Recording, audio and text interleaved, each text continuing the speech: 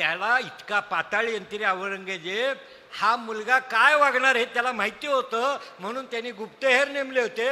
गुप्तहेरांनी सांगितलं हे शिजायचं शीर नाही, म्हणून औरंगजेबाने स्वतःचा मोठा मुलगा मुहम्मद सुलतान याचा विष घालून खून केला. तुम्हाला आणखी मजा सांगतो. बापाला शहाजहाननी शेवटी तक्रार केली, माझे हातपाय दुखतात, एखादा चांगला हकीम पाठव, हकीम पाठव. 4 पत्र पाठवली. हे म्हटलं हे थेरडल हे त्रास देत आहे. त्याने हकीमाला सांगितलं याला तेजाब दे.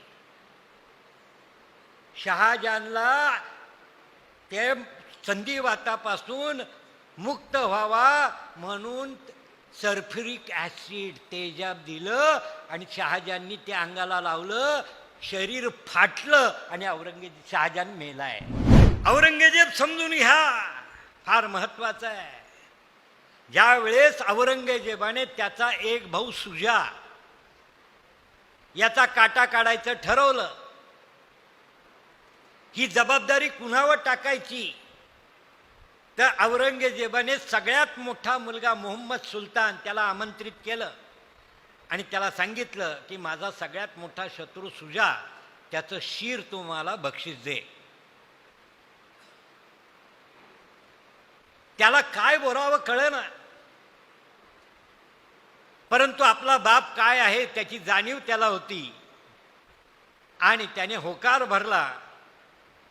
घरी गेला, म्हणजे त्याच्या महालात बायकोच्या, आणि बायकोला सांगायला लागला की मी मोहिमेवर निघालो आहे.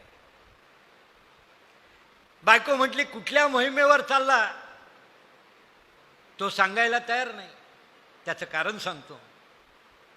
या सुजाला मुलगा नव्हता,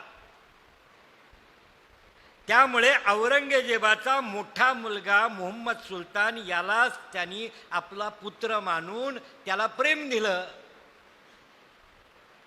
त्याला आपली प्रॉपर्टी दिली, आपलं सगळं, आणि त्याला आपली मुलगी दिली. त्यांच्याकडे चुलत भाऊ बहिणीचं लग्न होतं.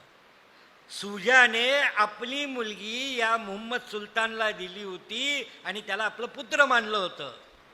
आता कोणत्या तोंडाने तो आपल्या बायकोला सांगणार की माझ्या बापूच्या आदेशावरून मी ज्याने मला बापासारखं प्रेम दिलं आणि जो तुझा वडील आहे त्याची हत्या करायला चाललो आहे. हे लक्षात आल्यानंतर ती बाई म्हणायला लागली तुम्ही मला का सांगत नाही, म्हणून त्यांनी शपथ घातली. त्याचा नाईलाज झाला की मी तुझ्या वडिलांच्या हत्येला चाललो आहे. आणि मग तिने त्याच्या पायावर लोटांगण घातलं की ज्याने तुला वडिलांची माया लावली त्याची तू हत्या करणार का? कुठे तुला पाप फेडावं लागेल? मला असं वचन दे की त्यांना मरेपर्यंत तुरुंगात टाकेल, पण त्यांची हत्येचं पाप तुझ्या हाती घेणार नाही. त्यांनी वचन दिलं. तो गेला, सुजाचा पराभव केला, सुजाला कैद केलं आणि मग तोडगा म्हणून एका मृत सैनिकाचं शीर की जो सुजासारखा दिसत होता त्याचं शीर कापलं, त्याच्यावर जखमा केल्या मुद्दाम की ज्याच्यामुळं सूज येईल आणि त्याला वाटेल, आणि असं शीर त्याने औरंगजेबाला बहाल केलं. औरंगजेबाकडं किमाश होता, त्याने किमाश आणला त्याच्या डोक्यावर. त्याला इतका पाताळी अंतरी औरंगजेब हा मुलगा काय वागणार हे त्याला माहिती होतं, म्हणून त्यांनी गुप्तहेर नेमले होते.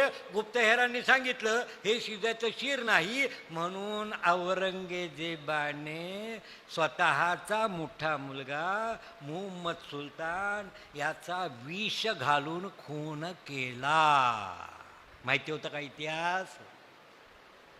आता सांगा, आपल्या मुलाचा खून करणारा आपल्या बापाला, तुम्हाला आणखी मजा सांगतो. बापाला शहाजहाननी शेवटी तक्रार केली, माझे हातपाय दुखतात, एखादा चांगला हकीम पाठव, हकीम पाठव. 4 पत्र पाठवली. हे म्हटलं हे थेरडल हे त्रास देत आहे.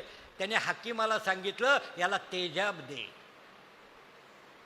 शहाजहानला ते संधिवातापासून मुक्त व्हावा म्हणून सल्फ्युरिक ॲसिड तेजाब दिलं आणि शहाजहाननी ते अंगाला लावलं. शरीर फाटलं आणि शहाजहान मेलाय. असा औरंगजेब त्या तरुणाला म्हटलं की आता सांग हा लढा कशासाठी होता? तुम्हाला आश्चर्य वाटेल. क्रांती घडली. तो तरुण उभा राहिला. त्याच्या डोळ्यात अश्रू होते. तर तिथून चालत आला. शिवाजी महाराजांची प्रतिमा होती, त्या प्रतिमेला दर्शन घेतलं आणि तो मला म्हटला, 1 मिनिटं मला बोलण्याची संधी द्या. आणि त्यांनी सांगितलं, कालपर्यंत औरंगजेब हा माझ्या धर्माचा आहे आणि म्हणून तो मला आदर्श वाटत होता. त्याची ती मायावी साधी राहणी, त्याची माझ्यावर भुरळ पडली होती. परंतु आज मला समजलं की औरंगजेब कोण होता. आणि म्हणून मी तुम्हाला हजारो माझ्या मित्रांच्या साक्षीने वचन देतो की माझ्या पीएचडीचा विषय असेल महामानव लोककल्याणकारी राजा छत्रपती शिवाजी. बाबांनो, आजही संभाजीनगरामध्ये औरंगजेबाचं नाव काढण्यासाठी आंदोलन होत आहे. त्यांना सांगावं लागेल की औरंगजेब हा जगातल्या कुठल्याही मानवी समाजासाठी आदर्श नाही. जो समाज औरंगजेबाला आदर्श मानेल तो समाज नष्ट झाल्याशिवाय राहणार नाही. आणि यापुढं तरी तुम्ही औरंगजेबाला आदर्श मानण्याऐवजी छत्रपती शिवाजी महाराजांना आदर्श माना. यातच तुमचं हित दडलेलं आहे.